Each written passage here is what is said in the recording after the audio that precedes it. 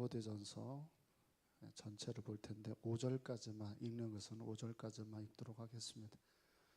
우리 디모데전서 1장 1절부터 5절까지 교독합니다. 우리 구주 하나님과 우리의 소망이신 그리스도 예수의 명령을 따라 그리스도 예수의 사도된 바울은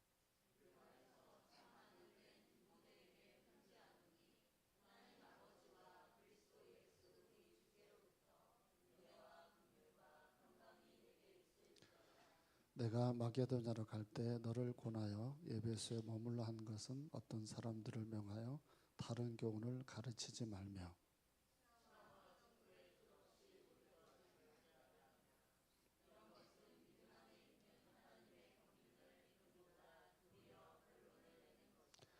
이 교훈의 목적은 청결한 마음과 선한 양심과 거짓이 없는 믿음에서 나오는 사랑이거늘.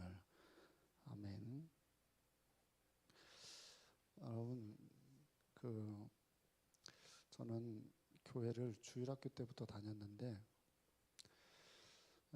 교회를 처음에 제가 교회를 다닐 때는 왜 교회를 갔는 줄 아세요? 주일학교 선생님이 너무 잘해줘가지고 다녔습니다. 믿음이 그때는 없었고 그냥 선생님이 좋아서, 그래서 사랑을 받으니까 교회를 가는 게 참 좋았습니다. 그러다가 중학교 2학년 때 하나님을 제대로 만나고는 교회를 가는 이유가 사람들이 나를 사랑해줘서 가는 게 아니라 예배 드리고 싶어서 갔습니다. 그래서 예배를 드리는 게 너무 좋아서 교회를 이제 가게 됐어요. 그러다가 어린 시절 내내 제가 본 게 뭐냐면 왜 이렇게들 교회가 싸우는지, 왜 이렇게 교회들이 치고받고 싸우는지, 맨날 사랑 타령하고 진리 안에 서 있는다라고 얘기하는데 왜 이렇게 교회는 싸울까? 싸움을 참 많이 봤습니다. 그리고 제가 오전 예배 때도 잠시 말씀을 드렸지만 지금도 이런 교회적인 다툼이나 싸움으로 인하여서 상처받는 일들이 굉장히 많은데 그게 왜 그럴까? 서로 다 그런 데를 가서 상담을 해보면 모두 다 자신들만 진리 안에 있다고 얘기를 하고 상대는 그렇지 않다고 얘기를 하는데, 그 싸움 중에 아직도 제가 마음에 상처가 남아있는 싸움이 뭔지 아세요? 그 어른들끼리 싸움을 하면요, 어른들끼리 싸움으로 안 끝나고 그 집안을 다 욕을 해버립니다.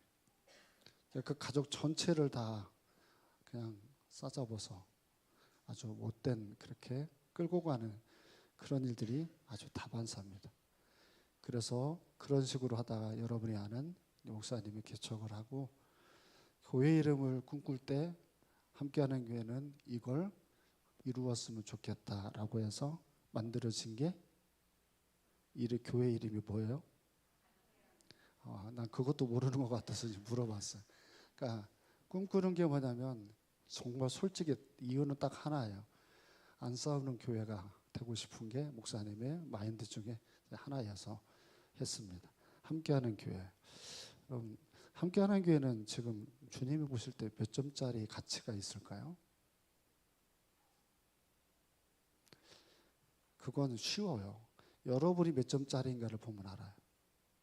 사람이 모여가지고 만들어진 게 우리 함께하는 교회잖아. 그러니까 내가 하나님 앞에 그래도 잘 칭찬을 받는 사람으로 있으면 교회는 그만큼 가치가 있을 것이고, 그렇지 않으면 가치가 떨어지기도 하고 그렇죠.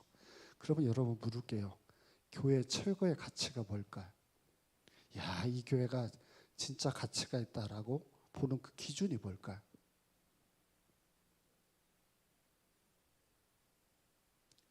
미모? 어때요? 교회의 최고의 가치가 어디에 있나요? 건물? 근데 왜 이렇게 한국 교회는 건물을 지으려고 이렇게 난리를 폈을까요?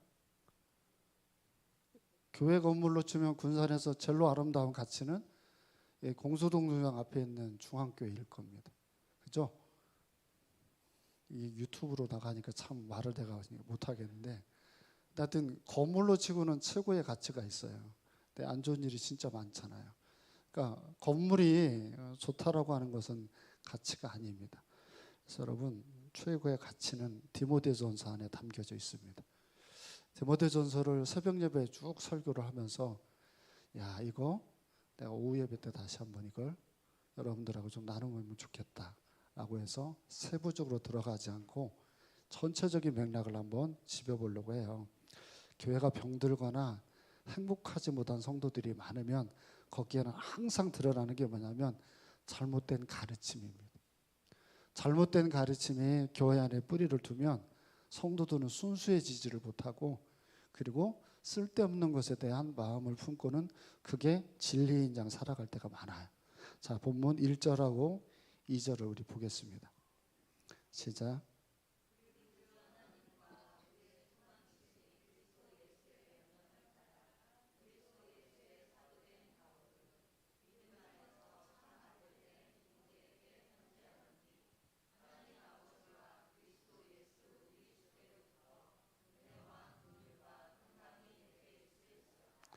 아멘.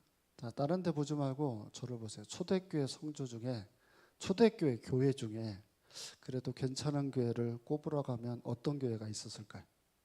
여러분이 생각나는 교회. 김미라 원사님은 예배석 교회. 또 뭐가 생각나세요? 초대교회 중에 기억나는 교회. 안디옥 교회. 그리고 또 있을까요?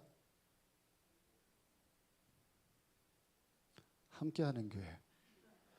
자, 요한계시록에 보면 1장, 2장에 보면 7개의 교회가 등장을 하고 그 첫 번째가 예배석 교회고 마지막이 라오디아 교회입니다. 자, 예배석 교회가 뭘 잃었냐면 첫사랑을 잃어버린 교회죠. 처음에는 여기가 굉장히 뜨거웠어요. 왜냐하면 이방 땅에 성령이 임한 곳이 예배석 교회입니다. 그리고 거기에 사도 바울이 긴 장기적으로 3년 동안 목회를 했던 장소이기도 합니다. 이 교회가 변해버렸습니다. 그래서 변해버린 그 교회가 얼마나 마음이 아프겠어요. 그래서 여기에다가 디모데를 파송을 합니다. 그리고 디모데에게 잠시 이 교회가 흔들리고 있는 걸 바로 잡기 위해서 그래서 쓴 게 디모데전서입니다. 디모데전서 안에는 그러니까 뭐가 있냐면 교회를 살리고 싶은 바울의 마음이 이 안에 굉장히 많이 가치를 두고 있습니다. 자, 그 첫 마디가 뭐라고 하는지를 보세요. 우리 구주 하나님과 우리의 소망이신 그리스도 예수의 명령을 따라, 이렇게 합니다. 자, 첫 마디가 뭐냐면, 자, 쓰러져 가고 있는 교회 소망은 누구에게 있답니까? 자, 우리 구주 예수님에게 있다라고 하는 그 말을 첫 마디로 꼽습니다. 여러분, 예수님만 우리의 소망입니다. 이걸 다른 말로 하면 여러분이 좋아하는 말로 바꿔볼게요. 예수만 여러분에게 모든 복을 줄 수 있습니다. 아시겠어요? 그러니까 나는 단연코 기복주의를 강조하지 않지만 축복은 받아야 됩니다. 축복은 받아야 됩니다. 금요 예배 때도 말씀을 드렸는데 축복은 육적으로도 영적으로도 모두 받아야 됩니다. 그러니까 하나님이 나에게 주시는 이 복을 받지 못하는 이유를 생각해 봐야 돼요. 그리고 반드시 하나님의 그 복을 받기 위해서 몸부림을 쳐야 됩니다. 자, 여러분, 세상으로 볼 때는 이 디모데라고 하는 사람은 많은 걸 누리지를 못했던 것 같아요. 그래서 편지를 쓰면서 바울이 첫 마디로 뭐라고 말하냐면 소망은 주님에게 있다, 이렇게 얘기를 해요. 이걸 보면 디모데는 가난한 집의 사람이었던 것 같습니다. 가난한 집에 살고 힘겹고 살아가고 있는데 그의 삶에 이게 있어서 너는 가난하지 않다는 얘기를 1절에 이렇게 인사말로 합니다. 그게 누구라고요? 예수님이라고. 자, 이걸 우리식으로 좀 쉽게 표현을 해볼게요. 우리에게 축복은 그분을 통해서만 우리가 얻어집니다. 그분이 전부이니까 그 전부는 그분을 통해서 우리가 받을 수 있습니다. 그러면 받아야 돼요, 안 받아야 돼요? 그래서 우리 믿는 사람들을 보고 상속자라는 말을 쓰죠.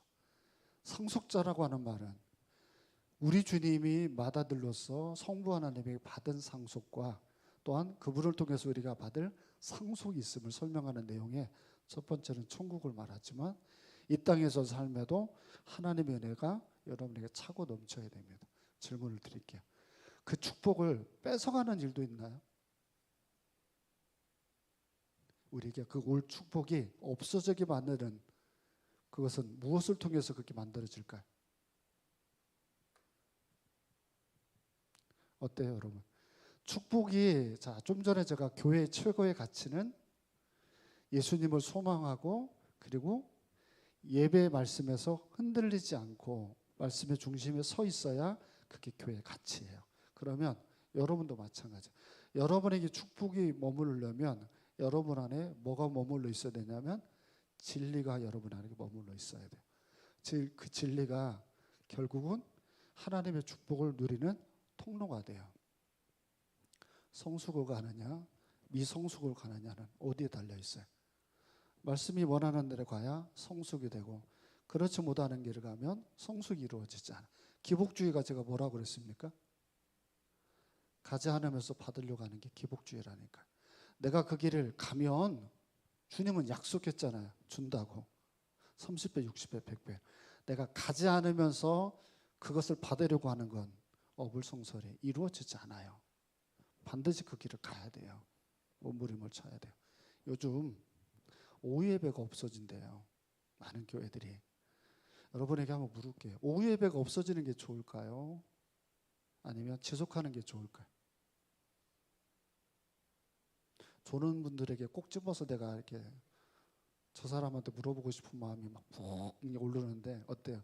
오후 예배가 없어지면 여러분이 신앙생활을 잘할까요? 오후 예배가 없어지면 저는 안 된다는 주의입니다. 주일은 온전하게 주일을 지켜야 됩니다. 오전 예배 드리고 여러분 가보세요. 그럼 식사도 안 하고 어디 놀러 갈 계획들을 다 짜놓고는 그리고는 다 그렇게 갑니다. 그런 분들이 오전 예배 설교를 기억을 얼마나 할 것 같으세요? 주님 안에 머물러서 주님의 말씀을 유념해서 생각하고 고민을 해야 그게 성장이 이루어져요. 왜냐하면 그게 내가 축복을 유지하는 방법이에요. 그게 없으면 여러분이 가지고 있는 것도 사라져버립니다. 갑부가 아버지에게서 유산을 받았어요. 재산을 가지고 있어요. 그럼 항상 누가 꼬일까요? 그 재산을 노리는 사기꾼들이 꼬이게 되어져 있어요.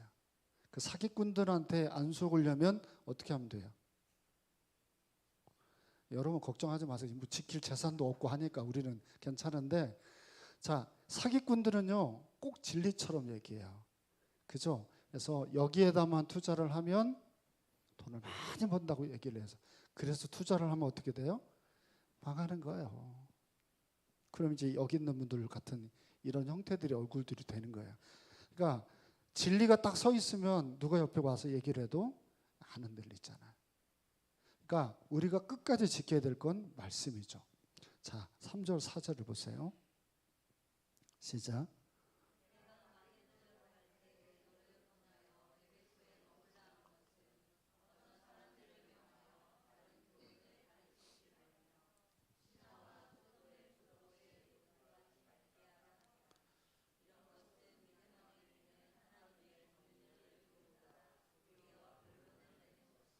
아멘. 이 두 절에 예배소 교회가 흔들린 이유가 등장을 합니다. 두 가지죠. 찾아보세요. 안타깝게도 3절에는 없는 것 같은데. 자, 그러면 4절을 이제 띄워줬으니까 이것도 대답을 못하면은 서서 예배를 드려야 돼요. 자, 뭐예요? 예배소 교회가 흔들린 건 신화와 족보에 흔들렸답니다. 그럼 뭐에 흔들렸다는 얘기일까요? 신화와 족보는. 대답을 잘하고는 구체적으로 물어보면 방언을 해요. 신화는 여러분이 흔히 아는 그리스 신화를 얘기합니다. 제우스 뭐 이런 거 있죠. 자, 얘네들을 혹시 저도 이제 예찬 예슬이 책 읽어줄 때 그리스 신화를 이제 읽어줬었는데, 읽어보면 그 사람들이 다 무엇과 관련 있는 줄 아세요? 다 가족이에요. 뭐 엄마, 뭐 딸. 그래서 뭐예요? 족보라는 게 그 얘기를 하는 거예요. 그러니까 이게 지금 예배소가 이방 땅이잖아요. 제가 가서 직접 봤잖아요. 가보면 큰 돌 같은데도 비너스 신 이렇게 뭐 있기도 하고, 이게 돌에 파여져 있어요. 신들이 엄청나게 많아요. 근데 거기가 다 폐허된 땅이에요. 거기에 사람들이 그걸 믿어요. 신화를. 뭐 포세이돈을 믿고 제우스를 믿고 아프로디테를 믿고, 큰 산 위에 고린도라고 하는 지역에는 아프로디테를 믿어요. 자, 여기 자기가 아프로디타라고 생각하시는 분 손 들어보세요. 아프로디테를 다른 말로 비너스, 여자 중에 최고로 이제 그런 사람을 숭배하는데, 몇 명의 그 사람들이 믿었냐면 남창이 1000명이 믿었습니다. 그 당시 고린도 지역에. 거기 가서 숭배를 하고 따르는 그런 난리가 났던 그 도시는 지금은요 풀밖에 없어요. 자, 이런 신화를 섬기고 이런 족보를 따지는 거기에는 항상 뭐가 있냐면 신탁이 있습니다. 신탁에 사제가 앉아서 오시는 분들이 있으면 그분들에게 명령을 줍니다. 나는 누구의 신의 사제인데 그 신이 이렇게 말을 하니까 너는 이걸 따랐으면 좋겠다. 그러면 그 당시에는요 신탁에서 그 사람에게 하는 말은요 심지어는 이렇게까지도 들었대요.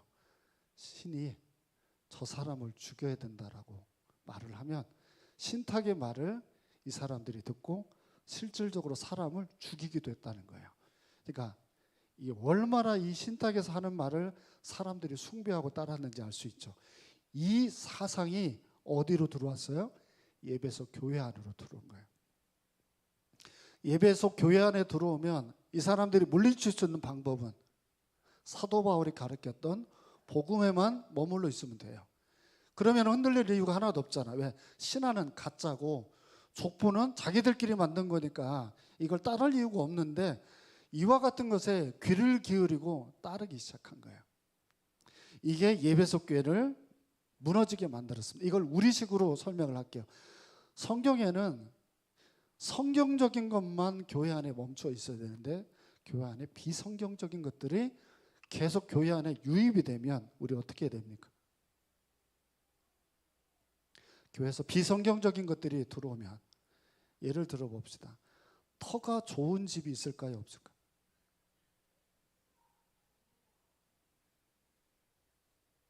자, 이 편에서 3차에 사는 최은지, 거기가 터가 좋아 안 좋아? 자, 여러분 물을게요. 터가 좋은 집 있어요 없어요?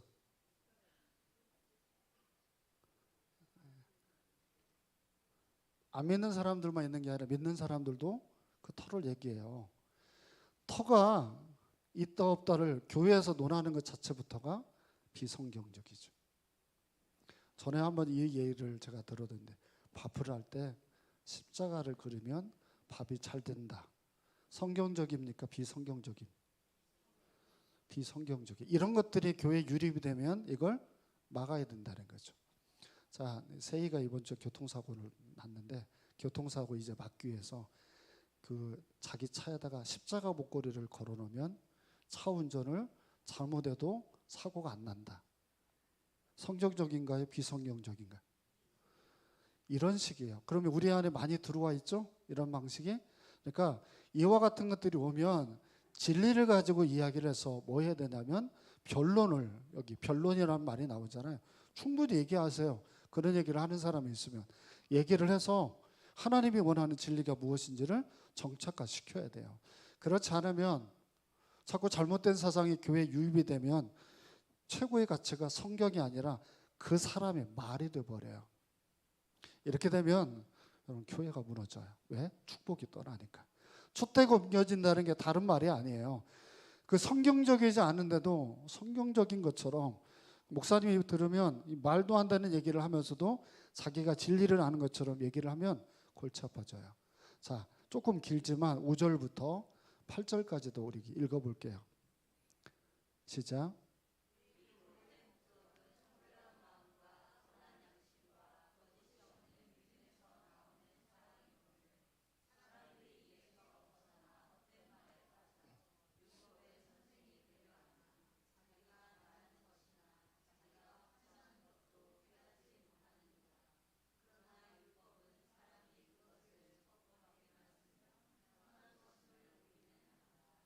아멘. 마지막 줄만 다시 한번 읽어볼게요. 율법은 시작.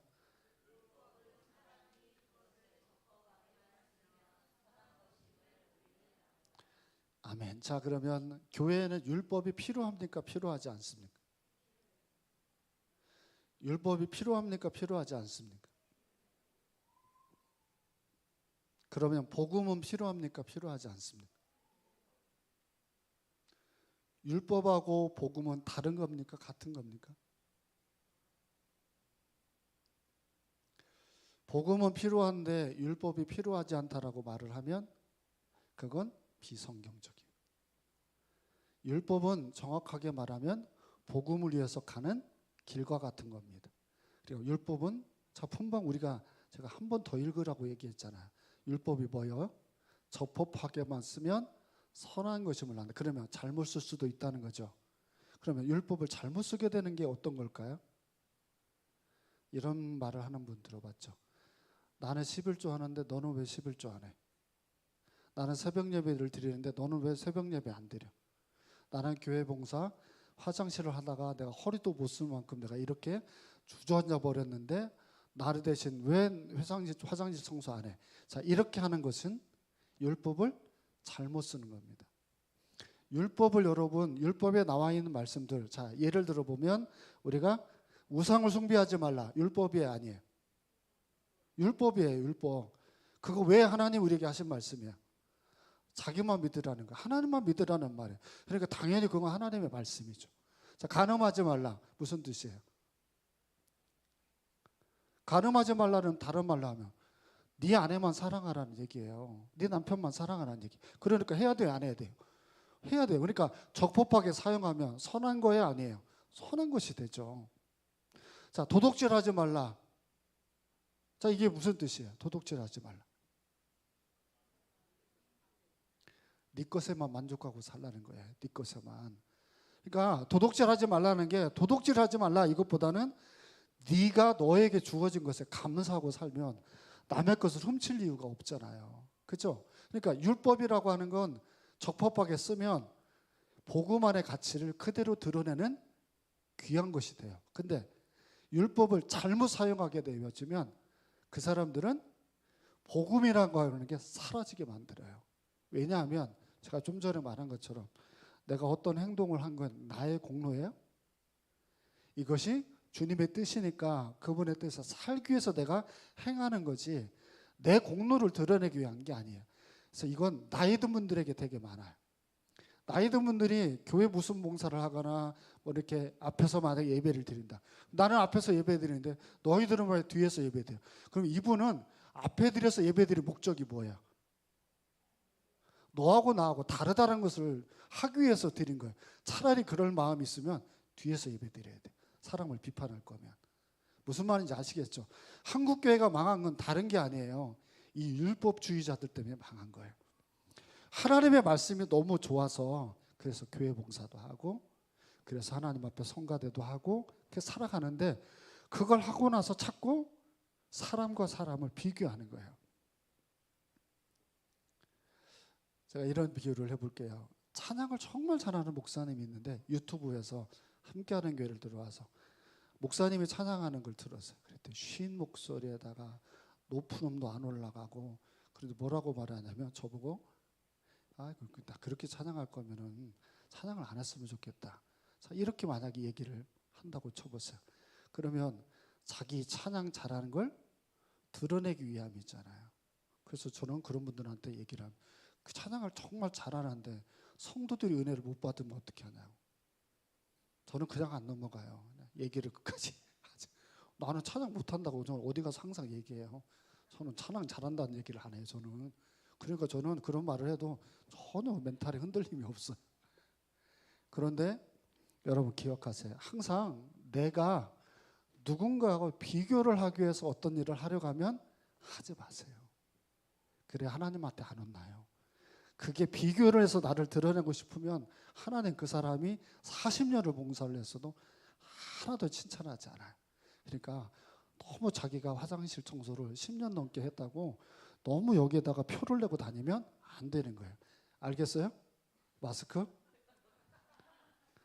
자, 그러면 여기서 이제 온전한 말씀을 우리가 예배 속에서 가르치려면 찰로 중요한 직분이 누굴까요? 교회의 말씀이 제대로 가르쳐지려면 아주 중요한 직분이 누구예요? 목사죠. 목사의 직분이 굉장히 중요하죠. 그 목사가 되어질 디모데에게 권면하는 메시지를 보세요. 12절, 13절을 보겠습니다. 12절 13절 시작.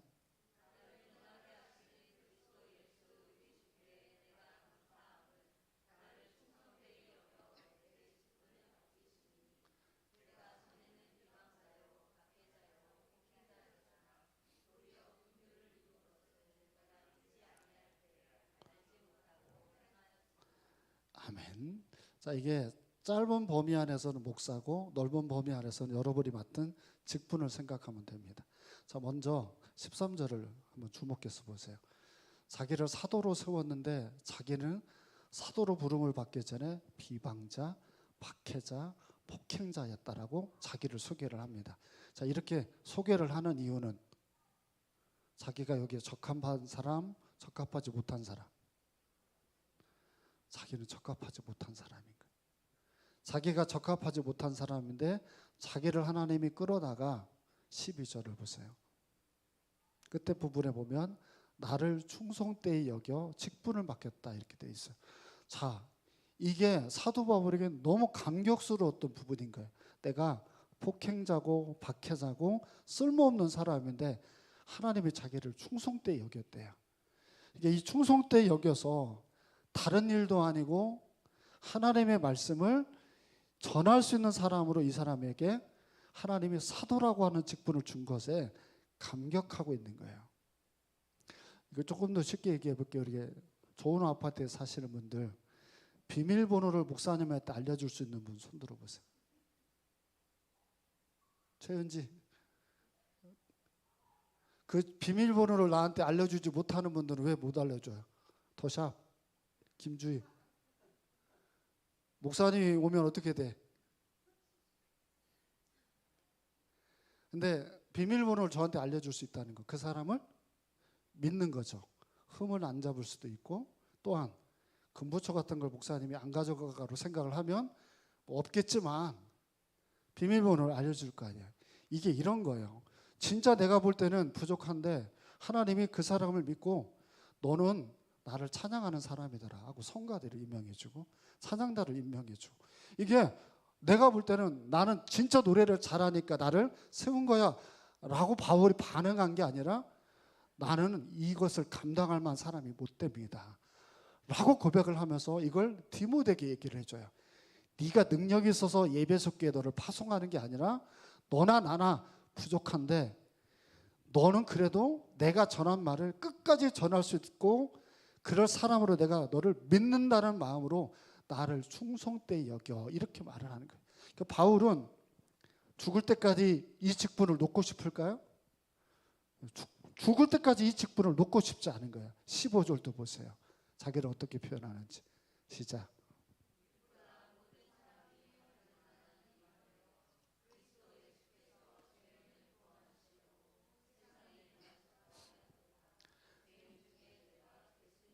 이제는 자기를 어떻게까지 표현하냐면 죄인 중에 내가 괴수다.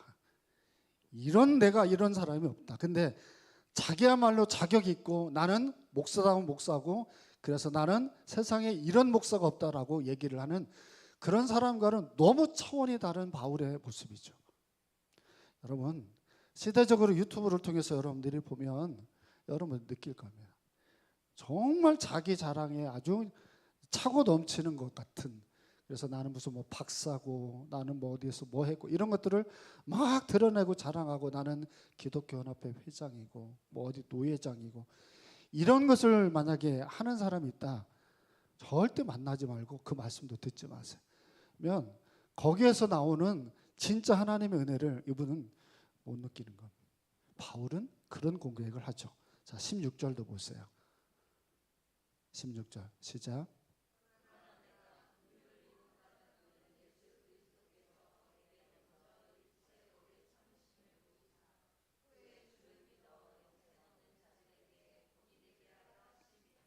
아멘. 집에 가서 16절은 다시 한번 꼭 읽어보세요. 바울은 자기가 그런 형편없는 사람인데도 자기를 향해서 주님이 어떻게 했냐면 첫 번째, 자기를 긍휼히 여겼대요. 불쌍히 여겼답니다. 두 번째, 자기에 대해서 끝까지 오래 참고 기다려 주셨다는 거예요. 그러니까 나는 형편없는데 하나님이 이 일을 하기에는 너무 부족한데 먼저 뭐 했냐면 불쌍히 여겼대요. 김상미 여기까지 걸어오는데 허리가 아프대요 지금. 근데 보세요. 이 대표기도 하는 사람 나는 이랬으면 좋겠어. 앞으로 잠깐 일어다 딱 앉아봐요. 정말 복장을 잘 갖춰서 왔기 때문에 내가 하는 얘기예요. 그러니까 긍휼히 여겨서 잘 했어요. 그리고는 이 사람이 잘 성장할 때까지 하나님이 어떤 마음이냐면 참고 기다리는 거예요. 얘가 쓰러지고 자꾸 넘어지고, 근데 조금만 섰으면 좋겠는데, 조금만 잘했으면 좋겠는데 하지 못하는 걸 하나님이 어떻게 했냐면 오래 참았대요. 기다려줬다는 거죠. 그러니까 옆에 있는 분들을 볼 때도 좀 그랬으면 좋겠어요. 이제 우리 뭐 세이나 은지가 이제 다음에는 30대 초반이니까 교회를 잘 책임져야 되죠. 네, 우리 세이도 힘드니까 잘 못하고, 우리 은지도 뭐 새벽 예배 정도까지 드려주니 얼마나 감사합니다. 근데 이 친구들이 교회를 잘할 때까지는 우리가 오래 참고 기다려줘야 돼요. 그렇지 않으면은 여러분 쓰러지고 넘어지잖아요. 근데 바울은 그걸 너무 감사 여겨서 심지어는 뭐라고 말해? 이런 자기를 다른 사람에게 본이 되게 했다는 거야. 그러니까 좀 전에 말한 것처럼 저분, 우리 교회로 치면 김민아 권사님 딱 하면 성도님들이 본을 딱 알죠. 그러니까 그렇게 본이 되어지는 사람이 된다는 건 엄청난 축복이에요. 자, 그 축복을 받은 사람이 이렇게 자기를 고백하는 말을 보세요. 18절입니다. 시작.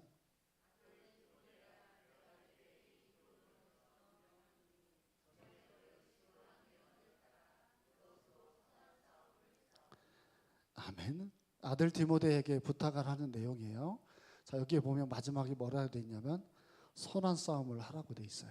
무슨 말이냐면 그리스의 신화와 족보로 예배석 교회를 막 흔들고 약하게 만드는 것 앞에서는 싸워야 된다는 거예요. 진리를 분명히 전해야 내 식구들이 흔들리지 않을 테니까 이 싸움을 해야 돼요. 그래서 단호하게 목사님도 이단에 시비가 걸린 분들이 있으면 주저하지 않고 저는 분명히 얘기를 합니다. 함께하는 교회도 그런 일들이 있었지만, 그러니까 분명히 목사는 강단에 서서 내 할 말을 다 해야 됩니다. 내가 하고 싶은 말을 하는 게 아니라 성경에 기록된 말씀들을 해야죠. 그러니까 제가 새벽 예배 때 어떻게 해요? 계속 이어서 하는 거예요. 골라서 여러분들에게 하지 않아요. 계속 말씀을 전하는 거예요. 66권을 지금 다 하고 있잖아. 시편도 어떻게 하고 있어요? 여러분이 듣든지 안 듣든지 졸든지 기억을 못 하든지 하여튼 1편부터 해가지고 쭉 지금 하고 있죠. 자, 목사는 이것을 해야 돼요. 근데 여러분도 이걸 할 게 있어요. 19절을 보세요. 자, 시작.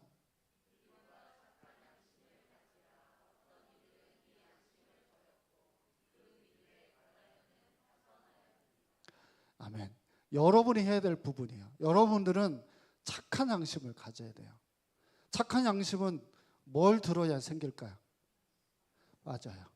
말씀을 들어야 그게 여러분들에게 착한 양심으로 일주일 내내 여러분들이 세상의 말들을 듣다가 흔들렸던 마음들을 다시 되잡아 볼 수 있는 게 이 착한 양심을 갖는 거죠. 그 말씀을 들어야 돼요. 그러면 강단에 서 있는 목사는 어떻게 해야 되나요? 계속해서 여러분들이 말씀을 듣도록 해야죠. 그리고 여러분들은 그 메시지를 듣고 다시 회복하셔야 돼요. 선한 양심으로. 그걸 이루어야 그게 뭐가 돼요? 첫 번째 여러분에게 복이 돼요. 두 번째는 교회에 복이 돼요. 목사님들 4명이 모여가지고 이렇게 커피숍에서 얘기를 나눴어요. 이번 주에.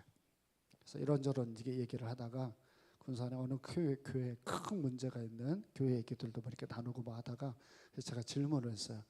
그러면 이 군산 땅에는 희망이 되는 교회가 누구냐고 물어봤어요. 뭐라고 했을 것 같으세요? 정답. 나는 그분들에게 듣고 싶어서 한 말이 아니에요. 근데 그분들이 얘기하시더라고. 이 조그마한 교회가 그분들에게는 희망이라고 얘기를 해요. 그래서 그런 얘기 조금 더 듣고 싶잖아요. 그래서 질문을 해서 왜? 계층이 다양한 사람들이 모이기가 쉽지 않다는 거예요. 어린아이부터 학생에 청년에 이렇게 모이는 자그마한 우리 70명 정도 되잖아요. 이 모이는 사람들의 계층들이 다양하고 그리고 그 사람들이 또 세워지잖아요. 오늘도 우리 김상미 집사님 세워지니까 좋지 않습니까? 지난주에 눈물로 우리 박세 집사님도 기도하고 자꾸 세워져 가는 사람들이 생기면 그 사람들이 착한 양심이 되고 그럼 가정을 바꾸고 그럼 그분들이 살아가는 직장이 변하면 그 얼마나 복이 될까. 여러분, 우리 함께하는 교회는 지켜야 될 가치가 있는 이름이잖아요. 그건 저와 여러분이 함께 지켜가야 됩니다. 이 마지막 때에 정말 가치 있게 서로 노력하면서 지켜가기를 축원드립니다. 기도하겠습니다. 살아계신 하나님, 살아가는 이 교회를 지킬 힘을 이 자리에 참석한 모든 이들에게 주시옵소서. 쓰러지기도 하고 넘어지기도 하고 몸이 아프기도 하고 속상하기도 하지만 하나님 늘 긍휼히 여겨주시고 오래 참아주셔서 맡겨진 직분 충성되게 감당할 수 있도록 한 사람 한 사람 인도하여 주옵소서. 거룩하신 예수님 이름으로 기도합니다. 아멘. 하늘에 계신 우리 아버지